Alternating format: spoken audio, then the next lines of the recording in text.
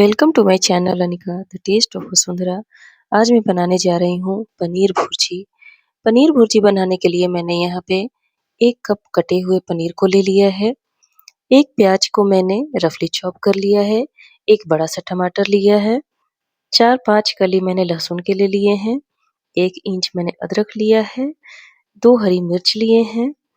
8-10 काजू ले लिया है और थोड़ा सा हरे धनिये को मैंने काट के ले लिया है।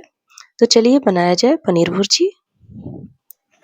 पैन को मैंने गैस फ्लेम पे रख लिया है।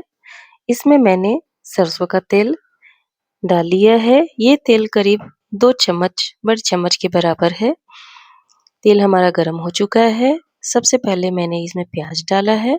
प्याज डालने के बाद यहाँ पे मैंने लहसुन, अदरक और हरा मिर्च भी डाल दिया है। इसे हल्का इस तरह से फ्राई करेंगे। 1-2 बार चलाने के बाद इसमें हम टमाटर भी डाल देंगे और टमाटर के साथ थोड़ा-सा छोटा चम्मच से मैंने यहाँ पे नमक डाल दिया है। इसके बाद मैंने इसमें काजू डाल दिया है।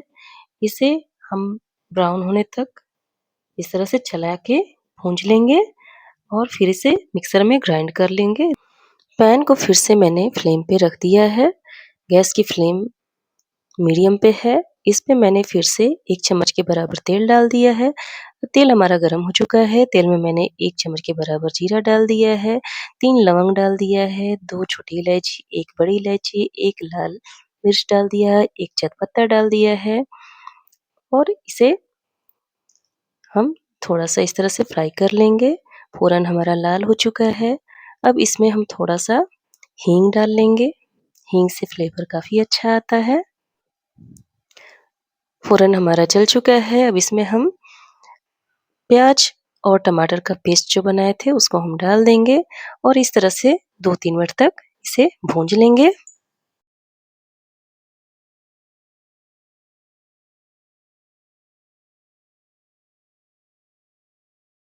2 से 3 मिनट तक मैंने इस पेस्ट को फ्राई कर लिया है। अब इसमें मैं मसाला डालूँगी। मसाला में मैंने यहाँ पे 1 छोटा चम्मच काली मिर्च पाउडर, 1 चम्मच मैंने यहाँ पे जीरा पाउडर डाला है और 1.5 चम्मच मैंने यहाँ पे धनिया पाउडर डाल दिया है।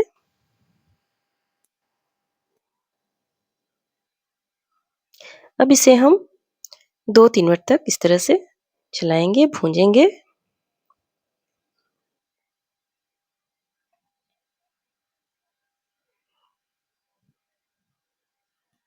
ये देखिए मसाला का कलर जो है चेंज हो चुका है। इसमें से तेल निकलने लगा है। अब इस स्टेज पे हम 1 चम्मच फिर से यहाँ पे नमक डालेंगे, कसूरी मेथी डालेंगे और कटे हुए धनिये को थोड़ा-सा डाल देंगे। इससे बहुत अच्छी फ्लेवर आती है।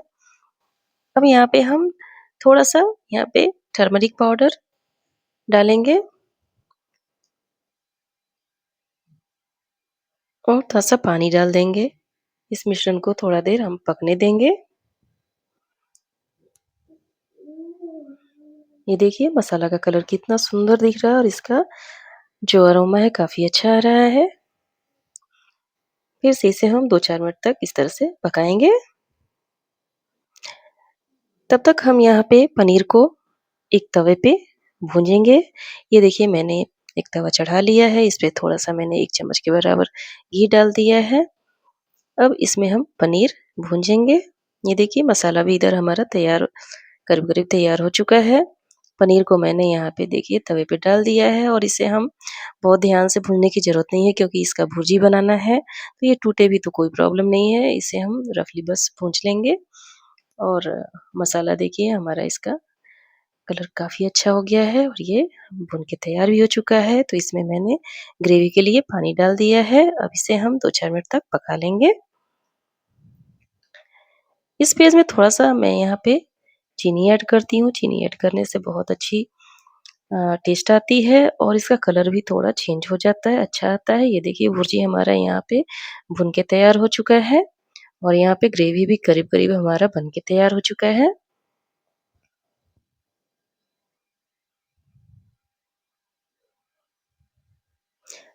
देखिए ग्रेवी बन के तैयार है और भुर्जी को मैंने ग्रेवी में डाल दिया है और इस तरह से हम 2 मिनट तक कुक करेंगे और फिर गैस की फ्लेम को ऑफ कर देंगे।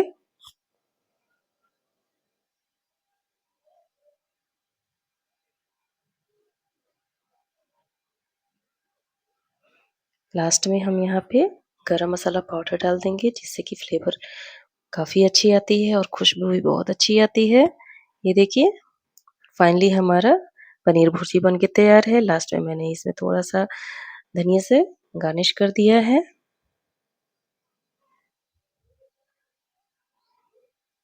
गैस की फ्लेम को मैंने ऑफ कर दिया है।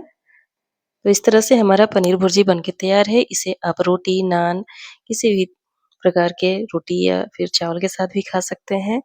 तो आप भी अपने घर में पनीर भुर्जी बनाएँ और खाएँ। धन्यवाद।